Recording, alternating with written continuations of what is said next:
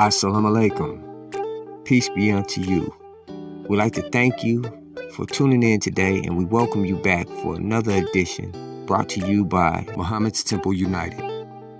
Muhammad's Temple United is a collective body of believers and members of the Nation of Islam throughout the country who have joined together in a strong brotherhood and strong sisterhood to unite all of the temples across the country. As we're taught by the Honorable Elijah Muhammad, Islam is a unifying religion, and we are taking that into practice by coming together and doing something for ourselves to create heaven while we live right here on earth. We invite you all to join us in this beautiful unity of brotherhood and sisterhood. Whether you are a member of the Nation of Islam or you are new to Islam, we welcome you to come and join us as we come together and build something for ourselves.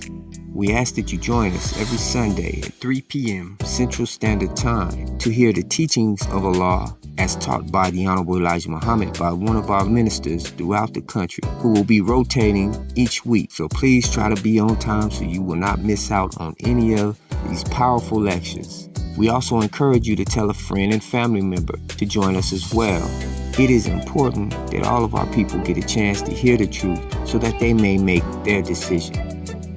For those of you who would like to support Muhammad's Temple United and the work that we are doing to spread this truth throughout the country, please visit our Cash App at $Muhammad's Army. And for more information, you may reach us at 602-598-9009. Again, we thank you and we welcome you to Muhammad's virtual Sunday lectures. So without further ado, we'd like to present to you today's Muhammad's Sunday virtual lecture.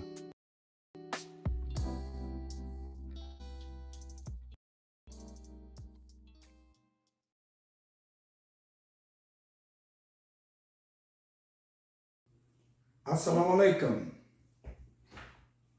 In the most holy name of Allah, the beneficent, the merciful, who appeared among us, the black man and woman of America, in the divine person of Master W.D. Farad Muhammad, and in the name of his divine servant and messenger, the most honorable Elijah Muhammad. I greet our viewers, our listeners, in the greeting words of peace and paradise, in the Arabic language of Assalamu alaikum. First of all, I'd like to thank all of you that are listening and viewing this for taking time out of your day, whatever you may be doing or planning, to listen to what we have to say concerning the teachings of Islam as taught by the Honorable Elijah Muhammad. These are lectures which we call Sunday lectures is presented to you by the brothers who are united together, Muhammad's Temple of Islam United. We are a group of brothers and sisters that are here and united to help our people, the black man and woman of America and the world, to learn the great teachings of the Honorable Elijah Muhammad, the life-giving, the light of Islam that is so much needed today as we are here in 2022. This is the second part of our series. Brothers and sisters, thank you again for being with us. And I'd like to thank Brother Daniel Shabazz for helping us put all of this together, because it takes time to put this together. You hear me speaking, but all of this has to be put together, and there's a person always behind the scenes that are working to make the success of what we're doing. And I thank our other brother Minister Waleed Muhammad, Texas, for being also a part of this here. And you will hear from him in another couple of weeks. So tell your friends, your family, your brothers and sisters, your aunts, your uncles, your homeboys, whoever it may be, tell them, come and listen to the teachings of the Honorable Elijah Muhammad as we are presenting it to you. We have a three-part lecture.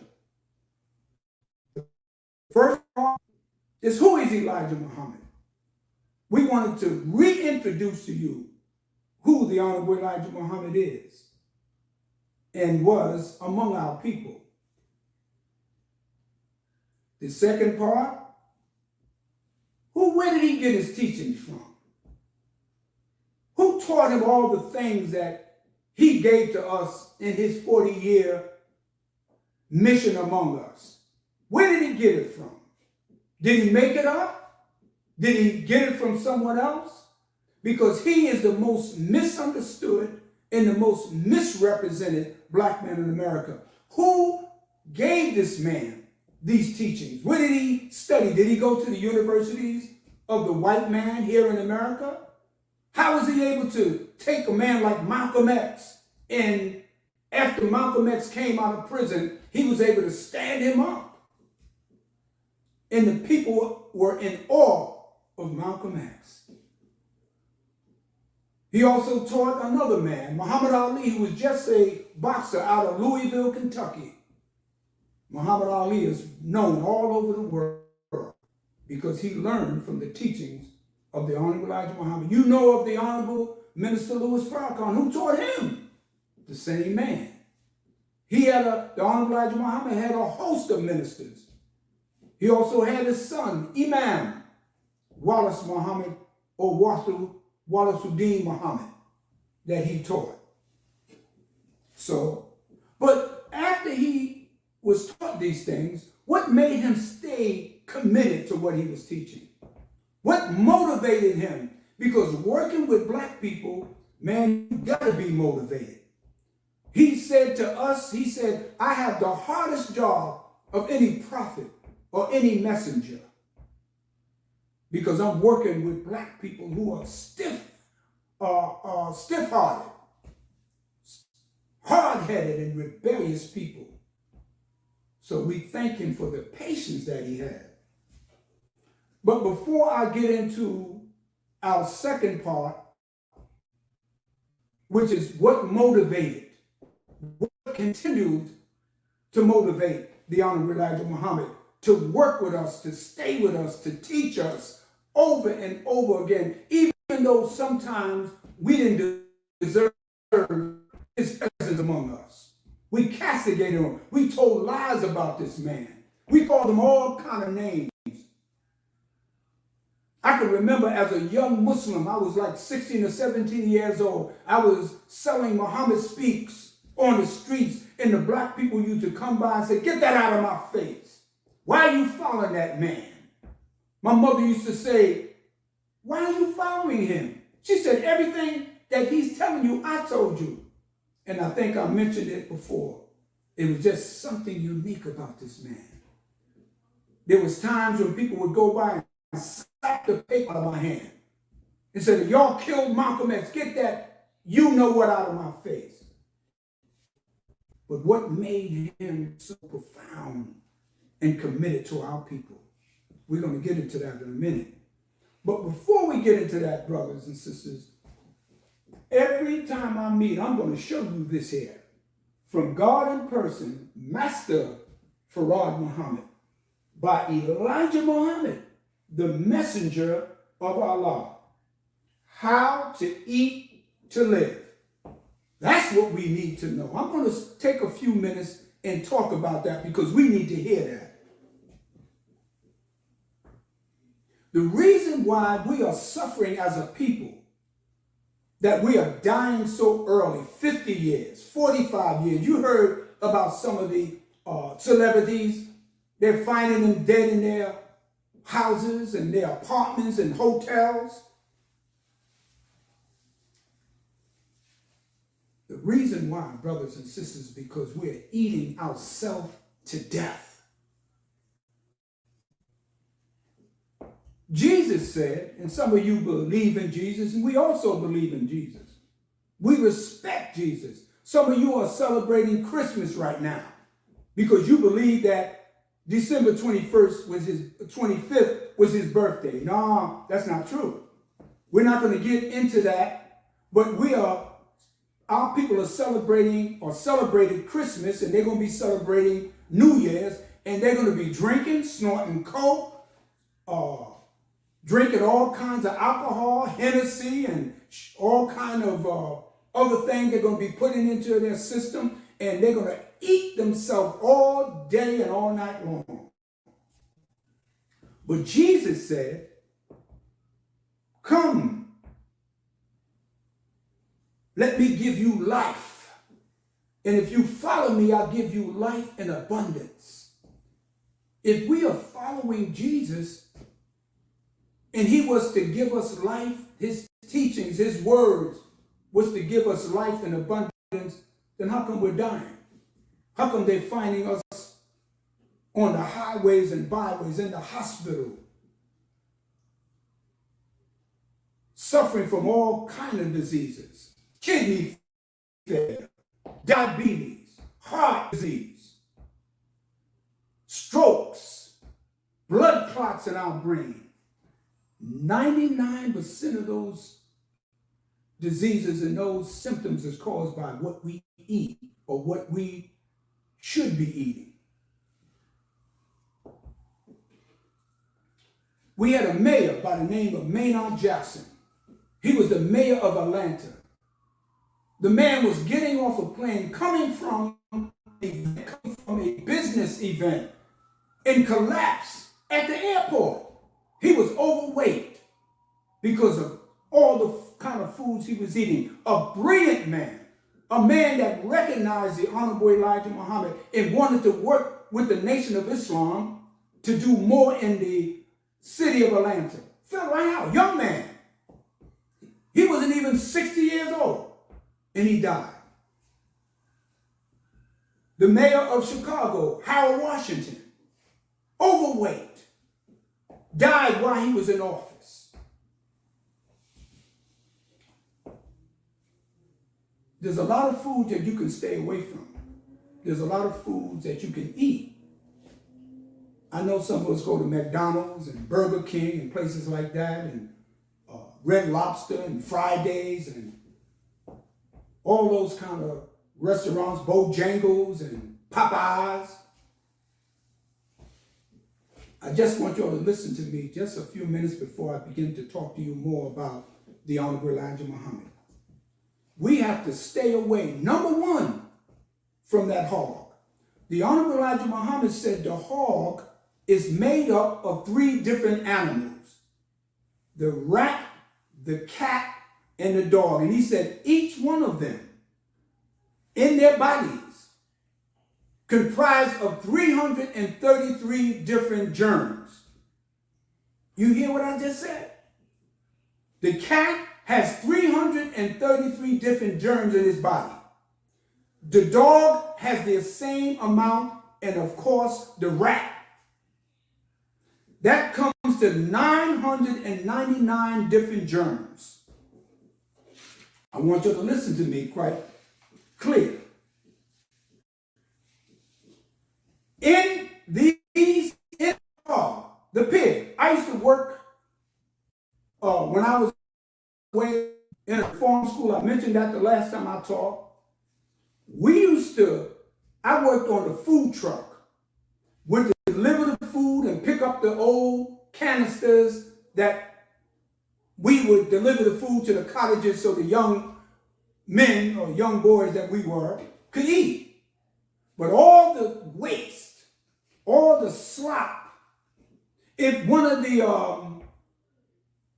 young men, young boys in my cottage or one of the other cottages had diarrhea, we would take the bags of the diarrhea because we couldn't keep it in there. We would put it in the old garbage cans. If someone was sick and they threw up, We would take that and put it in the garbage can, and we would take it down to the pig farm and throw it in there, and the pig would eat that up. That's right. Everything we put in there, they ate. If it was bowel movement, if it was poison, old food that was rotten, the pig ate it. So if you eat that hog, then you're eating the same thing, and your body becomes a part of that the pig ate. Do you understand?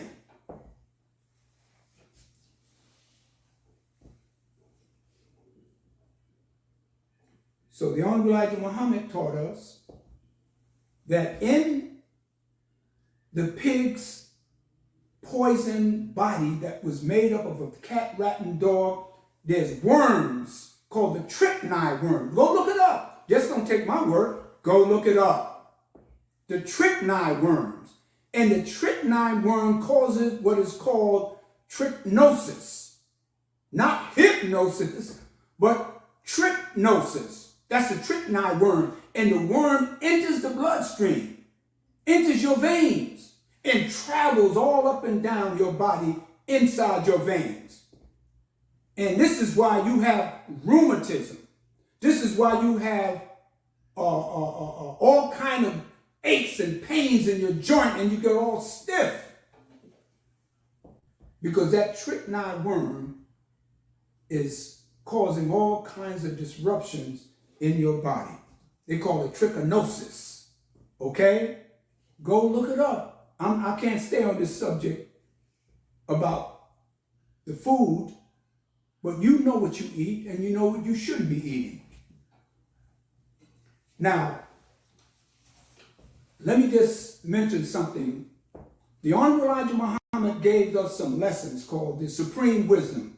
There were several questions that was asked of him by his teacher, God in person, Master W.D. Farad Muhammad, concerning the lifestyles of black people. And there was one of the lessons called the problem book, because we got some problems.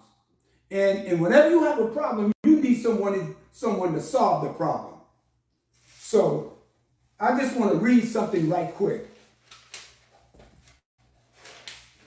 It said the uncle of Mr. W.D. Farad lived in the wilderness of North America, and he lived other than himself, or other than his own self.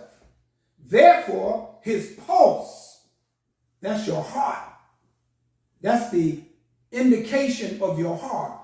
His pulse beat 78 times per minute, and this killed him 44 years of age.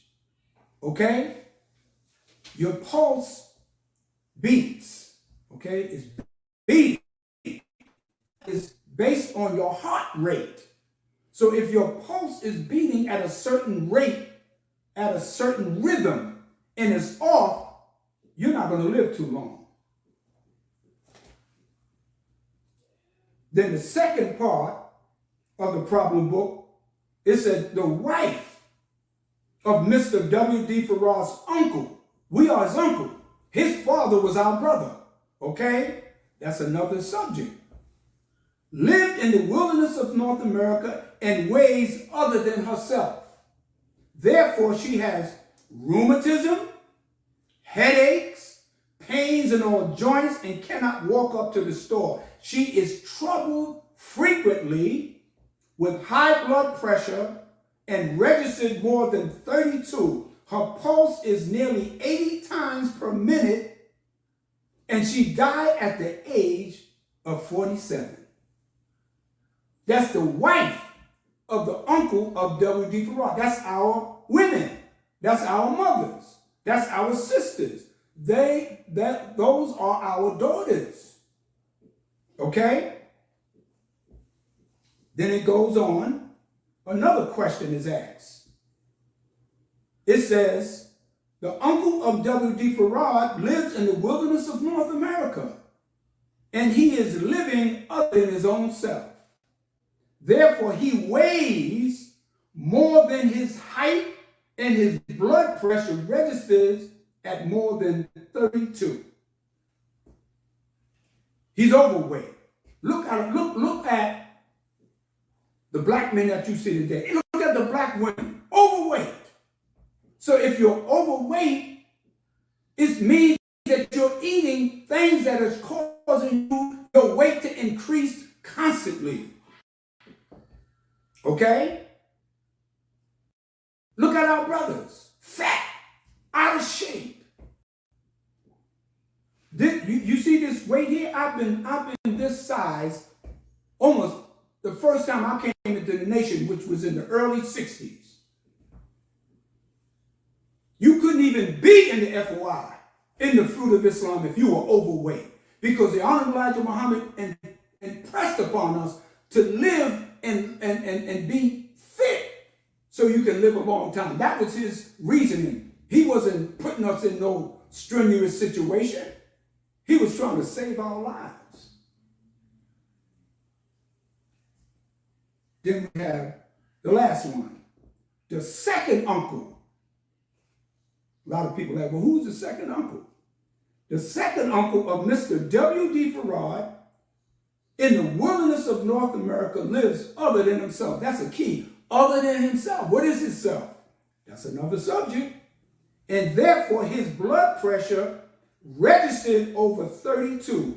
He has fever, headache, chills, gripe, hay fever, regular fever, rheumatism, and pains in all joints. He was disturbed with foot ailments and toothaches. His pulse beat more than 88 times per minute. Therefore, he goes to the doctor every day and gets medicine for every day in a year, and one after each meal 3 times a day. And the uncle died early. Now, if you bring this up to modern time, now these lessons was given to the Honorable Elijah Muhammad back in the 1930s. Now, if you bring this up to 2022, because you know what y'all going to be doing around this New Year's and what y'all did on Christmas, you would have to say the 5th, the 6th uncle, or the 7th uncle of W.D. Farad lives in the wilderness of North America, lives on the south side of Chicago, lives in Harlem, lives in Compton, in California, lives in Ohio, lives somewhere in North Carolina or South Carolina, but he's living other than himself and his wife. They live in the hood. They're suffering from all kind of ailments, high blood pressure, diabetes, kidney failure, heart disease, and they die at the age of 50. The Honorable Elijah Muhammad said, if you follow the principles and the dietary laws in this book, you can live long, healthy life. He said the original man, the original woman used to live so long. He said they got tired of living. He said they used to say, I'm just time for me to die. I might as well start eating 1, 2, 3 meals a day, 5 meals a day. Because I'm tired of living. It's just too long. I say that jokingly, brothers and sisters, but it is very true that if we take care of ourselves, we can live a long, healthy life. We shouldn't be dying like we are. Now, hope I didn't upset anybody. I hope you learned something from that, because we are truly concerned with the health of our people. Okay. Now, who is Elijah Muhammad? Elijah Muhammad, the Honorable Elijah Muhammad, is just a man like me and you. But he was an extraordinary man because he had met with God. And God gave him the solutions to the problems of the black man and woman of America, where we were living under the torment of the white man for 400 years. The Honorable Elijah Muhammad, as a young man, was yearning and had an undying thirst to help his people. And They said that his teacher, the Master W.D. Farad Muhammad, searched for one that he could teach that would help him in his mission. This mission to go after the people. The Honorable Elijah Muhammad in 1942 was arrested in May of 1942. They said that he was a draft dodger, but he was over the age to be drafted during that World War in 1942.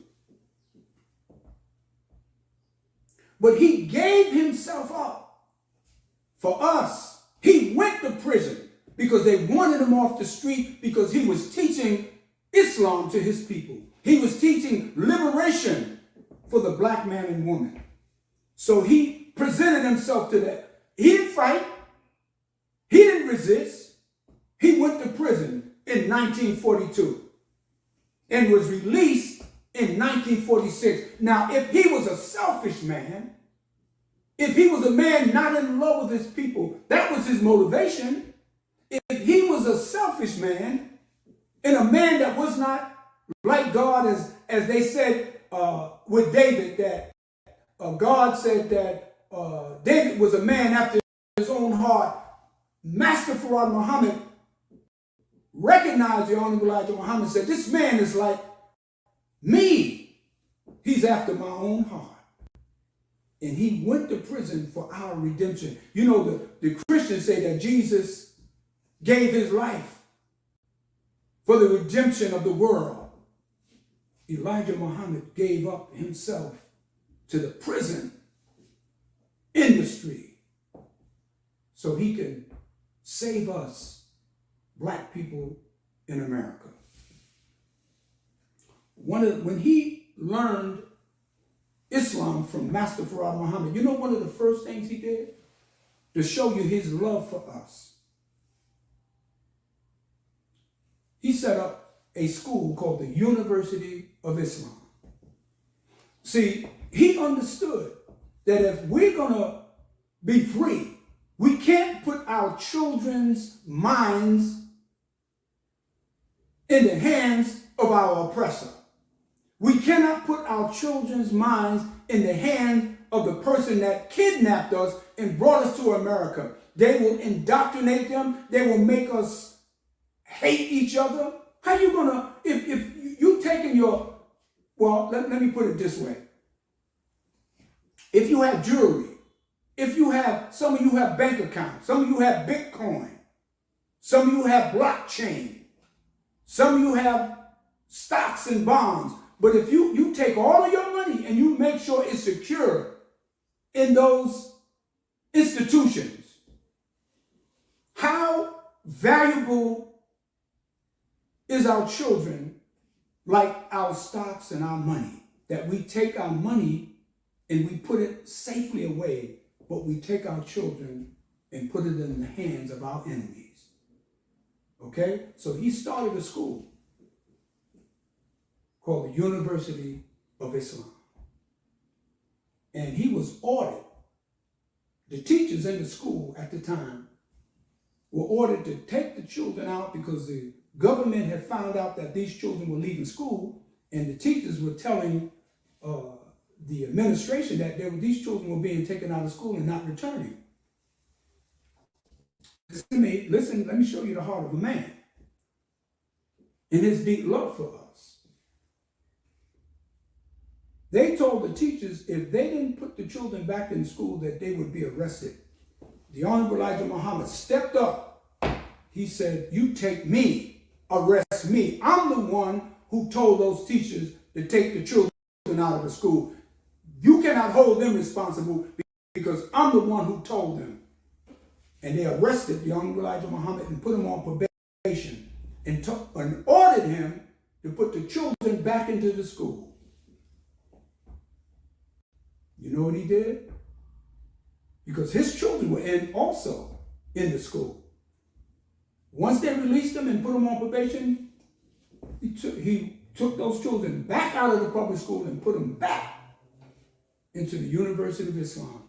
he was ready to take the weight. He was ready to take whatever persecution that would come, whatever the task that he had to face. He was ready to take it, brothers and sisters, because he loved us. Now, we talked about who taught him. Some of you say Marcus Garvey. We went over that. Some of them said he was taught the same teachings of Noble Drew Ali. He loved and respected them, but he said he met God in person. He said he shook his hand.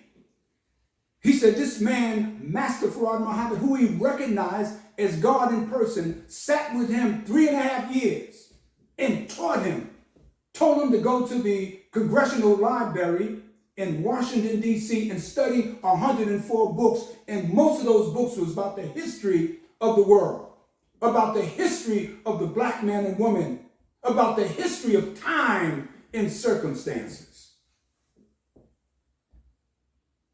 He said, taught him that the original man was the black man and woman of the earth, or the original people. This is why he told us the Holy Quran or Bible was made by the original people, who is Allah. He taught us that.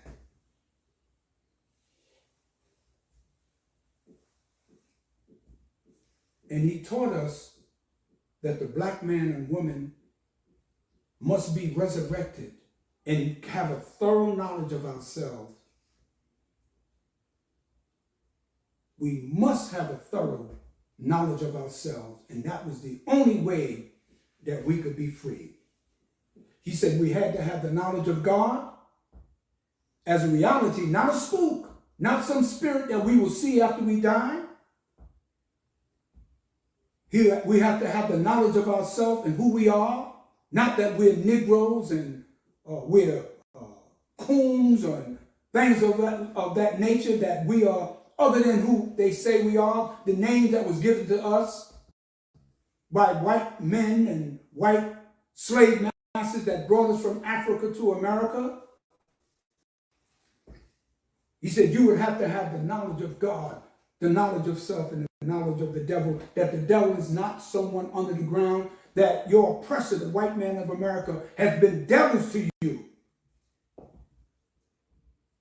And you know ain't no devil in the ground. And most of you, I've been to many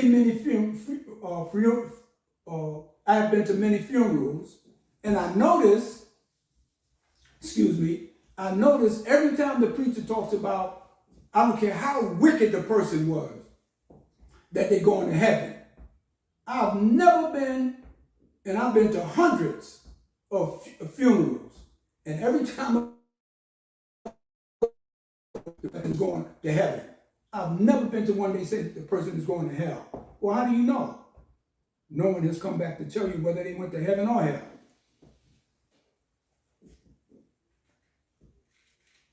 The Honorable Elijah Muhammad. What motivated him? Why did the world reject him and said that he wasn't a true prophet of God? He wasn't a true messenger of God. That he made up everything. He was a slickster. That he was deceiving the black man and woman. But you cannot say in the 40 more years that he's taught among us, the works that he was able to do among our people. He reformed thousands of dope fiends and criminals. He took people that were educated in the white man's system and taught them, and they came to him. Educated men with PhDs, master's degrees, asking him that they would like to help him. Would they allow them to come to him and help him? The Honorable Elijah Muhammad says, every nation, we are a nation of black people. Every nation has a term. We are a nation. You had hundreds of nations on the earth. You have them. And we as black people, we are also a nation. And he said God has sent him as a messenger.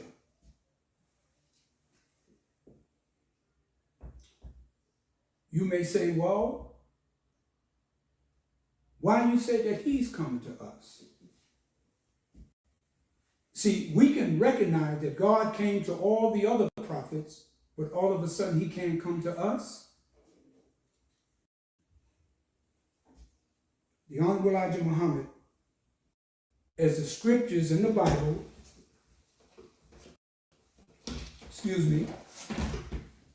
we believe in the Bible, but we believe the Bible has been tampered with and must be reinterpreted so that mankind will not be snared by the falsehood that's in this Bible. It's a poison book, he said, but there is truth. There is truth in the Bible, but we have to have someone that would teach us and explain to us and break down the Bible to show us where the falsehoods are in it, where the lies are things that have been changed in the Bible. And the Honorable Elijah Muhammad is a prophet like Moses. They said that in the scriptures of the Bible, he said, I will raise up a prophet like Moses among you, and he will do the work as Moses. It couldn't be Prophet Muhammad because he didn't face a government. Most of the people that he was fighting in his time may the peace and blessings of Allah forever be upon him. He was fighting his family. He was fighting a small group of businessmen and tyrants in Mecca. But the Honorable Elijah Muhammad went against the United States of America and told them that these 17, 20 million, 30 million, or 40 million black people must be free if America is to last or is to survive. He said, I will raise, God is saying, I will raise among you a prophet like Moses. The Honorable Elijah Muhammad is a prophet like Moses.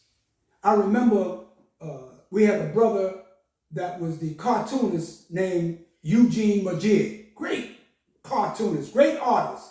I remember I had the Muhammad Speak newspaper in the centerfold. There was a picture of a man walking up the stairs with a staff in his hand with a long white beard. And there was a white man sitting on a throne. He was identified as Pharaoh. And there were people standing side by side called magicians. And one of the magicians whispered to Pharaoh, said, look, who's that man coming up the steps with a staff? This is the cartoon that Eugene Majid depicted. He said, it looks like Moses. He said, but it looks like Elijah. And had a picture of the Honorable Elijah Muhammad letting us know that the Moses that was read about in the Bible was really, or is really, the Honorable Elijah Muhammad that was sent to us as black people. Let me move on. I want you to listen to me and stay focused, brothers and sisters, because we just are trying to give you information so you can understand that you are potentially a blessed people because God sent someone to us. Because a lot of us thought, even though we go to church and we go to different places, we don't think really God loves us. And you can see that by our behavior. We will say it, but then we will go into the street and we'll carry guns, we'll shoot each other, we'll snort dope, we'll abuse ourselves, we abuse our women and children. But what motivated the Honorable Elijah Muhammad that he would risk his life?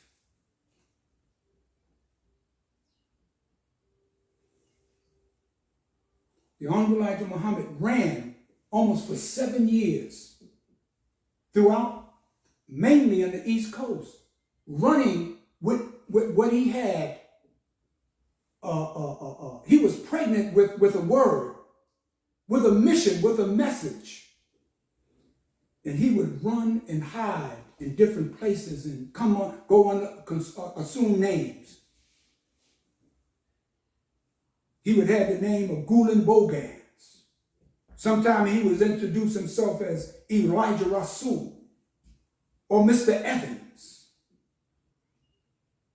So they wouldn't recognize who he was because he learned from his teacher until he was able to establish a strong foundation.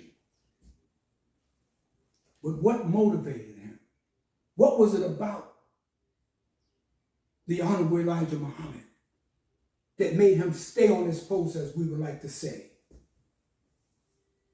It was an awesome power of love. They said one of the greatest emotions in the human being is the sex drive.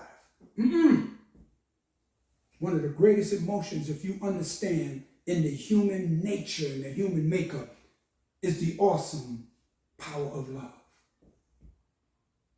We say, oh, I love you with all of my heart.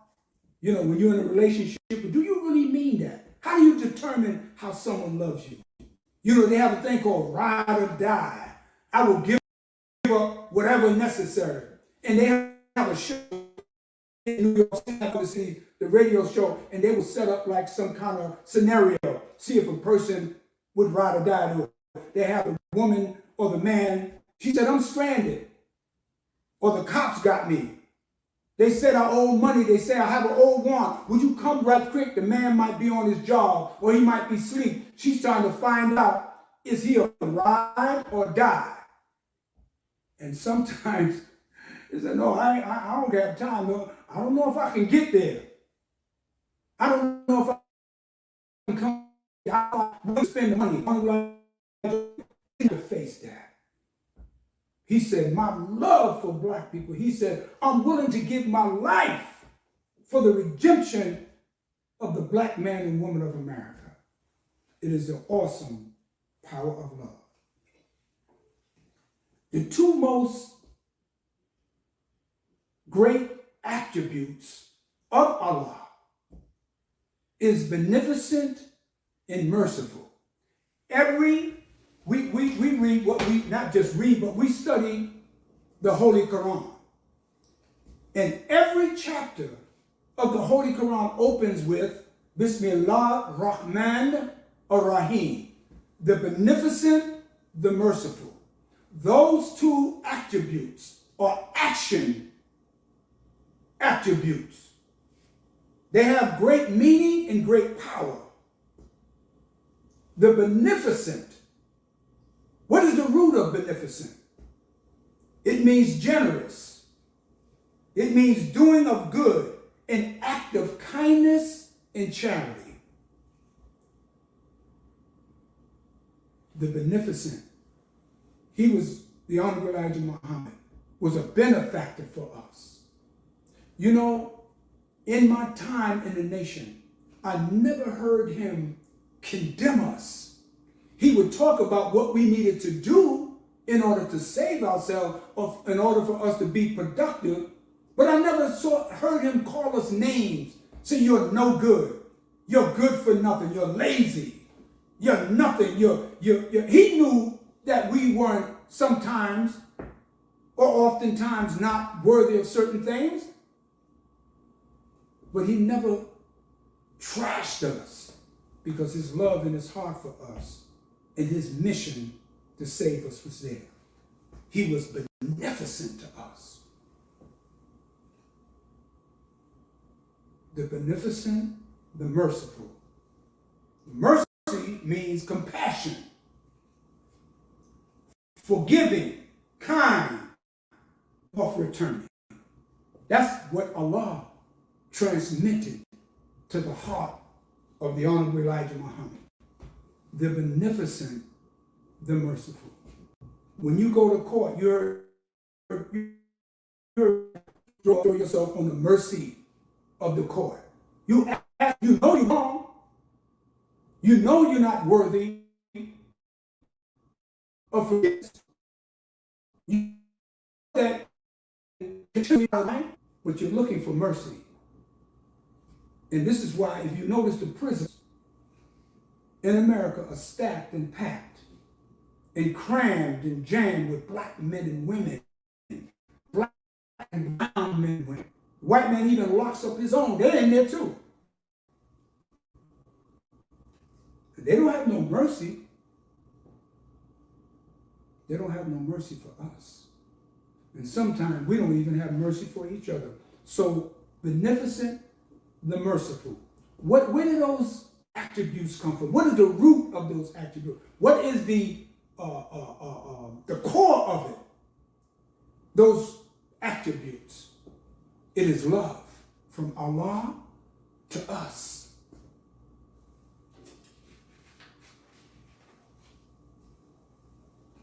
The Honorable Elijah Muhammad taught us his teacher, the Master W.D. Farad Muhammad, traveled 9,000 miles in search of one that he can deposit his wisdom in, his knowledge,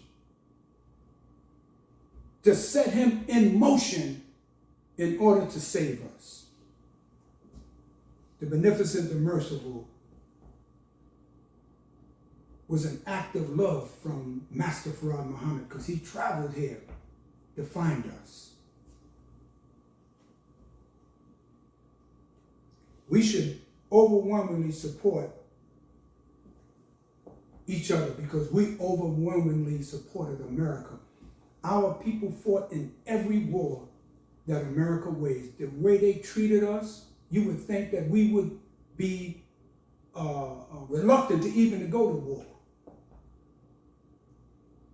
We fought in the Revolutionary War. We fought in the Civil War. We fought in the War of 1812. We fought in the Vietnam War. We fought at Pope Chop Hill. We fought in Afghanistan and Iraq and Iran. Every time America called, the black man and woman was the first to join the war to defend him overwhelmingly. And if they called you right now, if they said we're going to war in Russia against the Russians who are fighting the Ukrainians, some of you will join that war. I'm telling my children and grandchildren, do not fight in their war until we have something to fight for.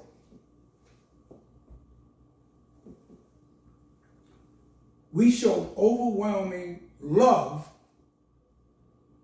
for our oppressor, but we don't show that for each other. The Honorable Elijah Muhammad taught us to love ourselves first. He never taught us to hate anyone. You can't teach hate. You can tell people the truth. You can give them information. You can give them certain principles and certain historical facts. But you can't, and then that person have to make up their mind whether they hate that or not. But Jesus said, I hate the doings of iniquity. I hate the works of Satan. So don't make us think that once we develop a certain kind of attitude towards those that have hurt us and say we are teaching hate.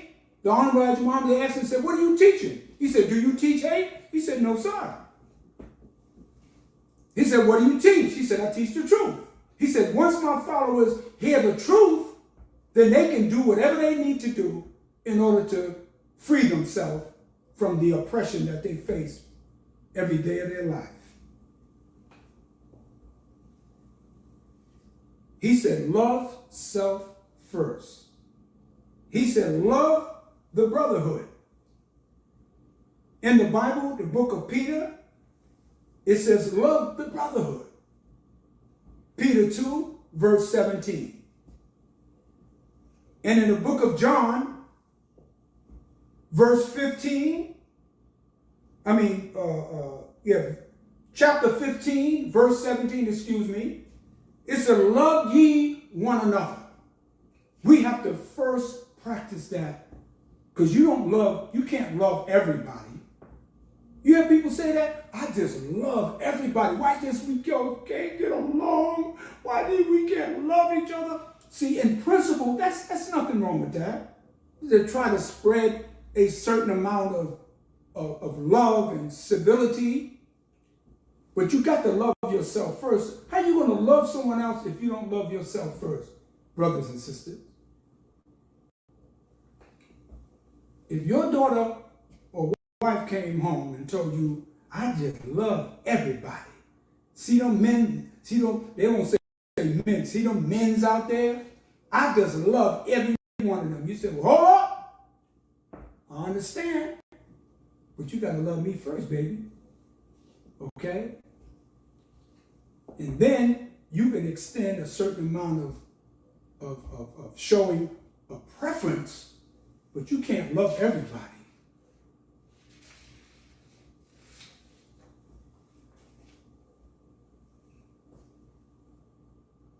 What motivated, what generated that continued work among our people from the Honorable Elijah Muhammad was his love, that awesome power of love for us.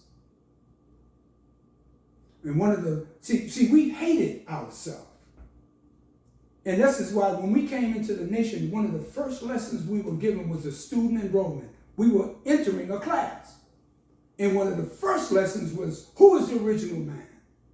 It said the original man is the Asiatic black man, the maker, the owner, the cream of the planet Earth, and the God of the universe.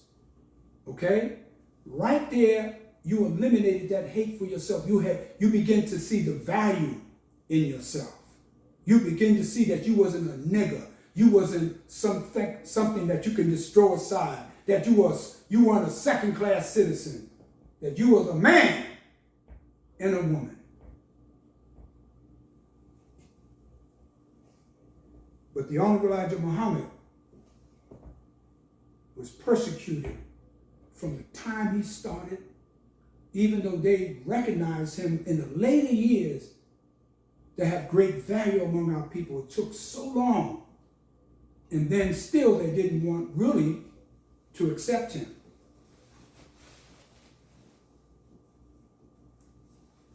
In the book of John, because I mentioned that because, you know, what would make a man take all that persecution? He said to us one time, he said that when he first was given his mission by Master Farad Muhammad, he said he was having a hard time with our people. They were literally trying to kill him, his own family, some members of his family. And he got to a point, he got on a train. They said he was heading to Mexico. He said, I'm getting out of this thing. These people I'm working with is out of their mind. I don't know if he said it in those words, but that's kind of what he was thinking. He said while he was on the train, headed to Mexico, he said he heard the screeching of the train wheels. And there was a high pitch, and he heard the 29th chapter of the Holy Quran called the Spider. Do men think that they'll be left alone saying they believe and not be tried? When those before you were tried? And he began to realize, and his love began to come up in his heart again, that he had pushed down for our people. He said, I'm going back to save my people. And he stood on that from that time up until 1975. So in the book of John, chapter 15, 13 verse, greater love, is that love, has no one than this, that a person, a man would lay down his life for his brother. Greater is no man that he would lay down his life for his people. Some of us can't even go walk up the block and show love and gratitude. But this man did that. That was his motivation. The Honorable Elijah Muhammad laid down his life. See, when God chooses a prophet or the messenger, that man becomes in love with his benefactor, his teacher.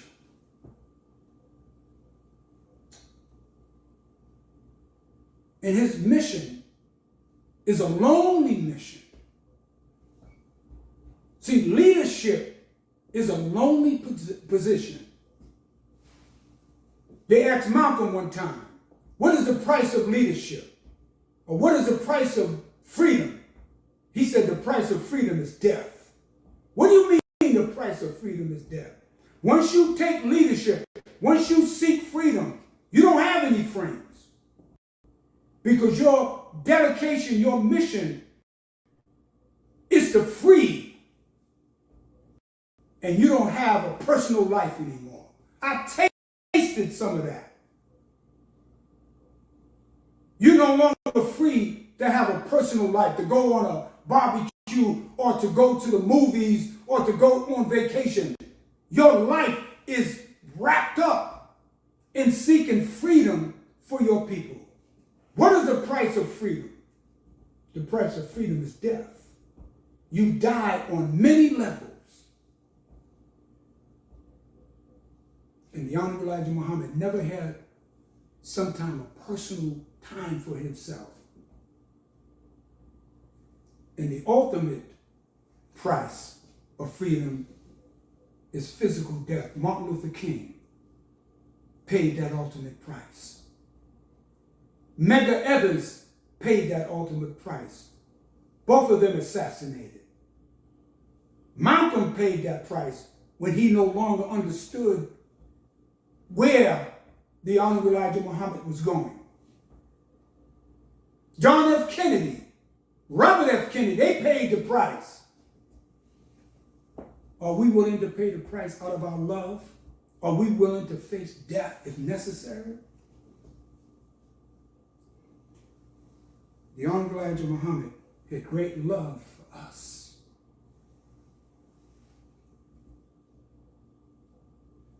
To show you, let me give you an example. One of the first ministers they thought was Malcolm in New York City. It was a man by the name of Sultan Muhammad. They said he shook the hand of W.D. Farrar. And the Honorable Elijah Muhammad sent him to New York. He was the first minister in Temple No. 7 in New York City. Captain Shaw said he was a tall man. Said when he spoke, he roared like a lion when he spoke. He stood up straight when he spoke. But he had a young wife, very pretty young woman. And she didn't too much like the Honorable Elijah Muhammad. I guess he kind of felt that the Honorable Elijah Muhammad was taking her husband from him. And Minister Sultan couldn't handle that, and he left with his wife. And kind of talked negatively about the Honorable Elijah Muhammad while he was out there. But he got sick, fell on hard times, and the Honorable Elijah Muhammad found out about it. He told the Fruit of Islam, the brothers of the FOI, go get my minister and bring him home. And they brought Sultan Muhammad back. And the Honorable Elijah Muhammad nursed him, took care of him, made sure he had money and someplace to live until he eventually died. See, that's an act of love and gratitude that few men and women, very few men and women could attest to, that they have that kind of character. That's love. The Honorable Elijah Muhammad left us with great treasures. All of his books, Message to the Black Man. Now there were other magazines, Supreme Wisdom 1 and 2. I'm not talking about them, but Message to the Black Man, How to Eat to Live, Book 1 and 2, The Flag of Islam, The Fall of America, Our Savior Has Arrived, and a host of writings. He was the only prophet or messenger that presented books in his own time while he was alive. Most prophets and messengers from God, those writings about them came after they were dead. They didn't even see their writings. But the Honorable Elijah Muhammad left us out of his love. That motivation, the great treasures.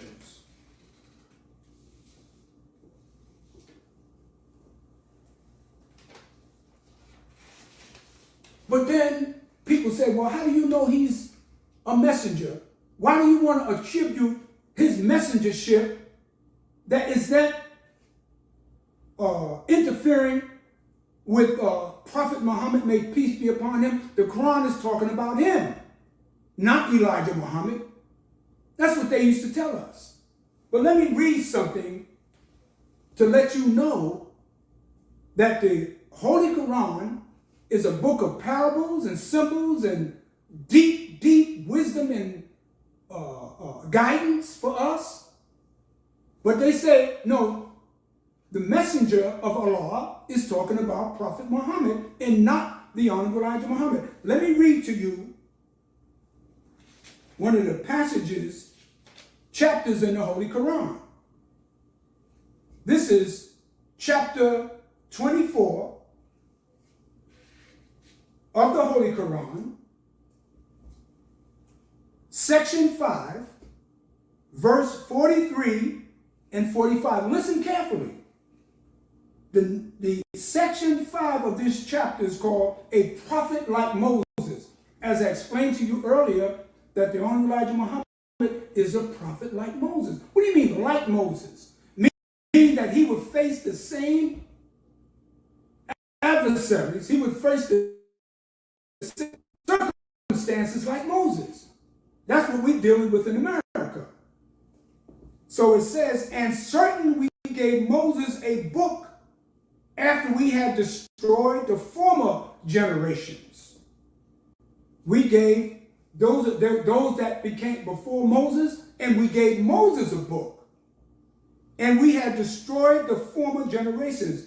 Clear arguments for men and a guidance and a mercy that they may be mindful.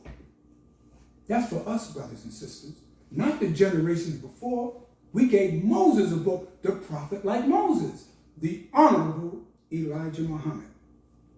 Let me read on. And then it has a question. You know, the Quran is full of questions. And it says, as thou wast not on the western side when we revealed to Moses the commandment, nor wast thou among those present. It said, and thou hast not been on the western side when we revealed to Moses the commandment. It's talking to Prophet Muhammad. Now, according to the Islamic scholars, according to the Islamic historians, that this book was revealed to Prophet Muhammad. These revelations. And Allah is talking, but here, in verse 43, it says, telling Prophet Muhammad, no, you weren't on the western side of the mountain when we revealed the commandment to the prophet like Moses. Letting Prophet Muhammad know, this ain't for you. The western side of the mountain is the Western Hemisphere, Western civilization, America, Germany, Italy, the Western world. And it was letting Prophet Muhammad know, no, this ain't for you. You weren't there. And here it clearly points out that it was talking about the prophet like Moses, the Honorable Elijah Muhammad. And it says, but we raised up generations, then life became prolonged to them. We were dying early, brothers and sisters, in America from the wretched lifestyle that we were living. Elijah Muhammad gave us how to eat to live, gave us principles to live by, and saved our lives. I'm telling you, where I live at, it's rough and tough. I can walk to my neighborhood in Brooklyn, New York, because of the teachings of the Honorable Elijah Muhammad, because he helped me prolong my life. I can walk and no one would touch me. I'm probably the only one in this community, and I can walk to a place called Brownsville. No one touches me. They said, you see that brother? Hands off him. Not because they're scared of me or afraid. I'm not afraid of them either. But they recognize that I walk with someone and they respect me.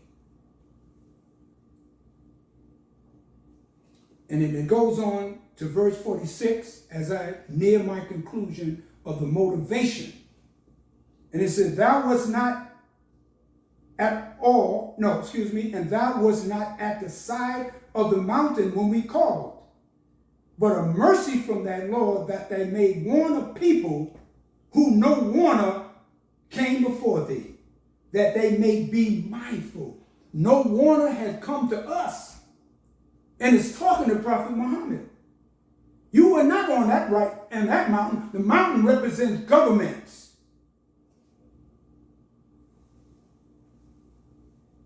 And this prophet, like Moses, was given a revelation and a commandment to warn a people who no warner had come before. We have never had anyone come to us.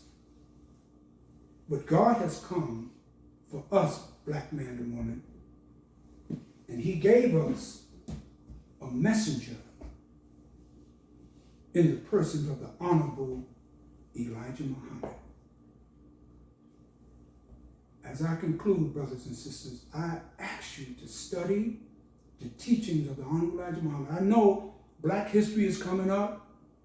They have Kwanzaa now. They have all of these holidays and New Year's and all of these festivities. But on Black History Month, you teach your children about the Honorable Elijah Muhammad. Let them know. Because if they find out on their own, which they will, they're going to ask you, well, why do you tell me about him? How come you told me about all these other people who abandoned us, who supported the white institutions and white governments and all of these other things, all these personalities and celebrities, but you didn't tell us of this man? So brothers and sisters, once again, I thank you for listening to me, and may Allah bless us always with the light of understanding and have love and mercy that the Honorable Elijah Muhammad taught us for each other.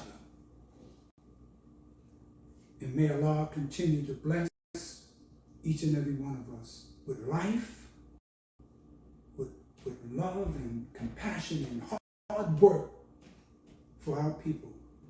Because what's coming in America today, and some of you are seeing it right now, we may not be able to survive if we didn't have the right kind of teachings and the right guidance. This is why in the Honorable Elijah Muhammad said, how strong is your foundation?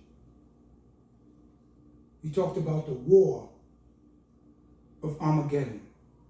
He said, who will survive? He said not who would win, but who would survive the war of Armageddon. When you survive, you didn't win anything. You're just able to secure yourself until you can do better, until you can find refuge. That is survival. So let us seek the guidance of God who loves us, Allah in person, that the Honorable Elijah Muhammad taught us. And with that, brothers and sisters, I thank you for listening, and I hope I haven't said anything that offended any one of you, because I love you like the Honorable Elijah Muhammad loved us. And with that, I greet you as I came in the greeting words of peace and paradise of Assalamu alaikum. Brothers and sisters, at this time, I just want to say a short prayer. And if you're going to listen after this lecture is over, you're going to listen to some information. And if you're interested in learning more about what these teachings are about and learning more of the teachings of the Honorable Elijah Muhammad, the information will be there for you. Let us pray. In the name of Allah, the merciful. All praises is due to Allah, the Lord of the worlds, the beneficent and merciful Master of this day of judgment in which we now live. Thee alone we serve, and thee alone do we beseech. Guide us on the right path. along the path of those who thou hast bestowed favors, but not along the path of those whom that wrath is brought down, nor along those who go astray after they've heard their teaching. Say, He, Allah, is one God. Allah is He who is independent, but upon whom we all depend. He neither begets not, nor is begotten, and there is none like Him. And I bear witness that none deserve to be praised or worshipped besides Allah, who came in the person of Master Farad Muhammad, and I bear witness that the Honorable Elijah Muhammad is His apostle, messenger, and man of God. O Allah, we ask that you open up the hearts and minds of our people, that they may see this truth here in this time, in 2022, on into 2023, and beyond that. And oh Allah, they say that the Honorable Elijah Muhammad was ahead of his time. No, he was on time.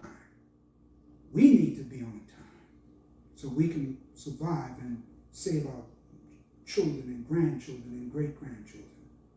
We ask all of this in your name and in the name of your servant, the Honorable Elijah Muhammad. Amen. How you can reclaim your own, 602-598-9009.